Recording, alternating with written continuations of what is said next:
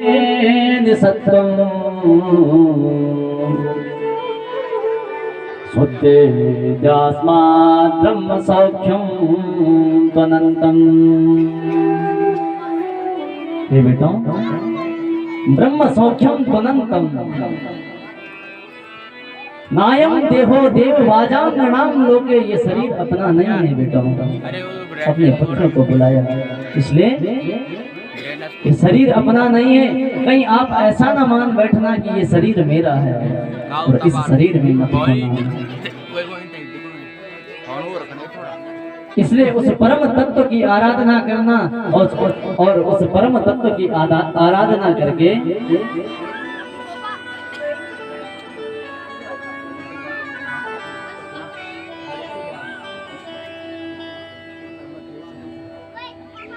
और जहां उस परम तत्व की आराधना करना, संसार की मोह माया से मन हटा देना। अपने 100 पुत्रों को समझाया और जब अपने 100 पुत्रों को समझाया तो उनमें जो है पुनः जो है ऋषभदेव जी ने अपने राज्य का त्याग किया।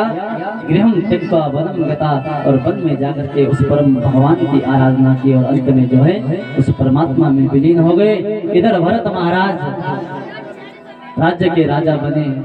100 पुत्रों में से भरत पुत्र था। भरत जैसे ही राज्य करने लगा, कई हजार वर्षों तक राज्य किया और जब कई हजार वर्षों तक राज्य किया तो आज एक ऐसा समय आया कि जब भरत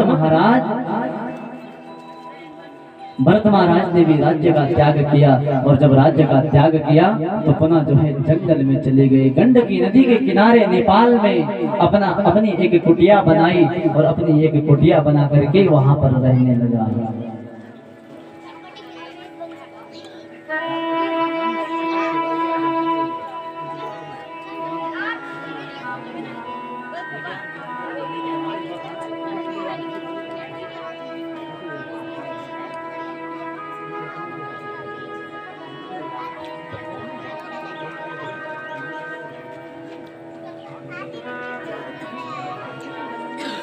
बोल राधारमण भगवान की, कृष्ण कन्हैया लाल की। और भरत महाराज ने आज गंडकी नदी के किनारे पर एक कुटिया बनाई और उस कुटिया के अंदर रहने लगे, साधु का जीवन बिताने लगे। लेकिन जब साधु का जीवन बिता रहे हैं तो आज एक ऐसा समय आता है भक्तजनों कि एक मृगी आती है और उस मृगी के पेट में एक बच्चा है। पीछे से जो है एक शेर उस मृगी को झपटने के लिए तैयार हो जाता है। जैसी वो मृगी छलांग मारती है गंडकी नदी में, इतने में जो है उसका गर्भ बाहर निकल जाता है, उसका बच्चा बाहर आ जाता है। और अब मृगी तो निकल चुकी है लेकिन उसका बच्चा जो है नदी में बहने लग जाता है। इतने में भरत जी की दृष्टि पड़ी और मानव का कर्तव्य है कि दया सर्वभूतेषु संतुष्टम येन केन वा।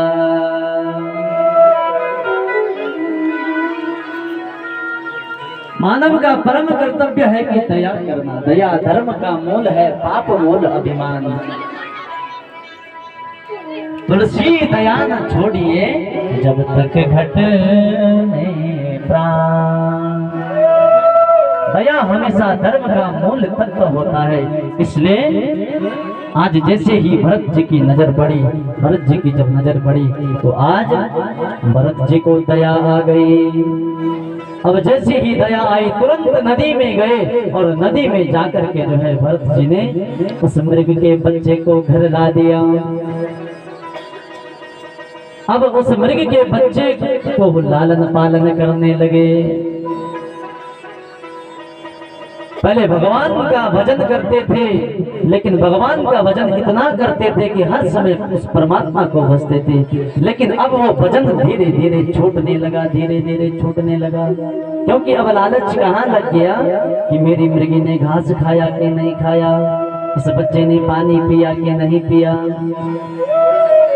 इस बच्चे ने पानी पिया कि नहीं पिया, और इतने समय में जो है बाहर से हरी हरी घास ला करके उस मृग के बच्चे को, मृग के शावक को खिलाने लगा। धीरे धीरे भगवान का भजन छूटने लगा, और जब भगवान का भजन छूटने लगा, अरे पहले 4 घंटा करता था, अब 2 मिनट भी नहीं दे पा रहा है। तो कहने का मतलब है इतनी आसक्ति हो गई। इसीलिए संसार में कहते हैं ना, प्यार करो, अपने बच्चों के साथ रहो, स्नेह करो, लेकिन आसक्त मत रहो। जिस दिन आसक्ति आ जाएगी वो उस दिन कभी भी मुक्ति नहीं आ सकती है। आज जो भरत ज्ञानी होकर के भी जो है उस मृग की मोह में फंस गया, और आज एक ऐसा समय आया कि जब वो मृग बड़ा हुआ, और जब वो मृग बड़ा हुआ तो वो मृग का एक झुंड आया, और मृग जो है अपने झुंड के साथ जंगल में चले गया। अब जैसे ही भरत महाराज कुटिया में आते हैं, कुटिया में देखते हैं मृग का बच्चा कहाँ गया, मृग का शावक कहाँ गया, इधर उधर देखते हैं, सारा देखते हैं, यानी कि आंखों में अब आंसू तक आ जाते हैं, रोने लग जाते हैं भरत जी।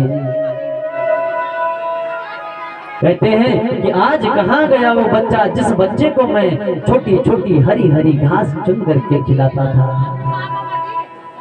इतनी आसक्ति हो गई कि आसक्ति होते होते रोते रोते रोते जो है भरत की मृत्यु हो गई, और भरत का जन्म जो है मृग योनि में पड़ गया। अंते मति सा गति, अंत में जो मति होती है अगले जन्म में वही गति होती है। साहब भरत को देख लो। इसलिए आज भरत का जो दूसरा जन्म हुआ वो एक मृग योनि में हो गया। इसलिए बाबा गोस्वामी तुलसीदास जी ने लिखा है ना कि बड़भागी होते हैं लोग जो मृत्यु समय में भगवान का भजन करते हैं, वरना साहब जीवन बीत जाता है लेकिन अंत समय में भगवान का भजन नहीं दे, नाम नहीं दे पाता कोई।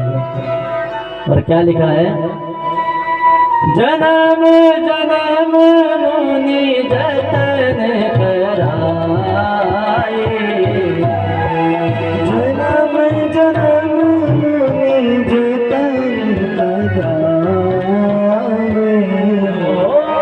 जन्म जन्म मुनि जतन कराए, जन्म जन्म मुनि जतन अंत राम मुख आवत नाही, अंत राम मुख आवत नाही, अंत राम मुख आवत नाही,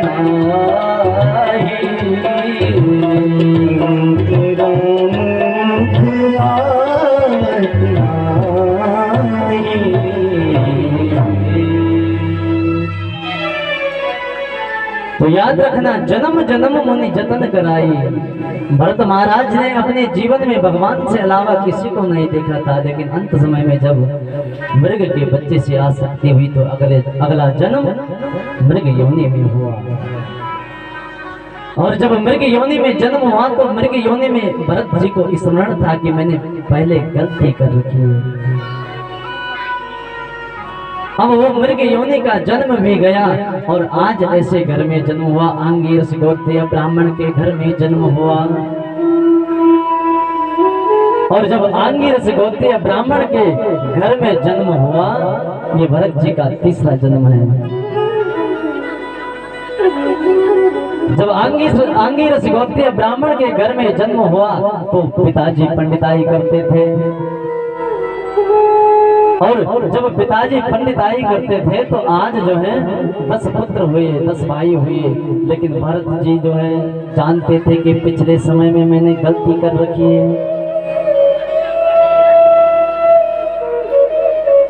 आंगीरस गोत्रीय ब्राह्मण के जब घर में जन्म हुआ तो पिताजी ने इस भरत को जो है स्कूल में भेज दिया, बेटा जा गायत्री मंत्र जप ले, पूजा पाठ कर ले। लेकिन भरत को कुछ नहीं आता। भरत आज जो है मूक बन करके रह गए। भरत जानते थे कि आज पिताजी पंचांग पूजने भेजेंगे, कल बोलेंगे जा बेटा मुंडन संस्कार करके आ जा, परसों बोलेंगे जा बेटा शादी करके आ जा। और अब मैं इस मोह माया में नहीं फंसना चाहता हूँ, इसलिए उसका नाम जो है जड़ भरत रखा गया। जड़ माने होता है मोह। अब उसका नाम क्या पड़ा? जड़ भरत। अब जब जड़ भरत नाम पड़ा तो सारे भाई आपस में मिलजुल कर रहे, लेकिन सब काम करे। जब सब काम कर रहे हैं, जड़ भरत खा रहा है और सो रहा है, खा रहा है और सो रहा है, किसी से कोई मतलब नहीं है। जब किसी से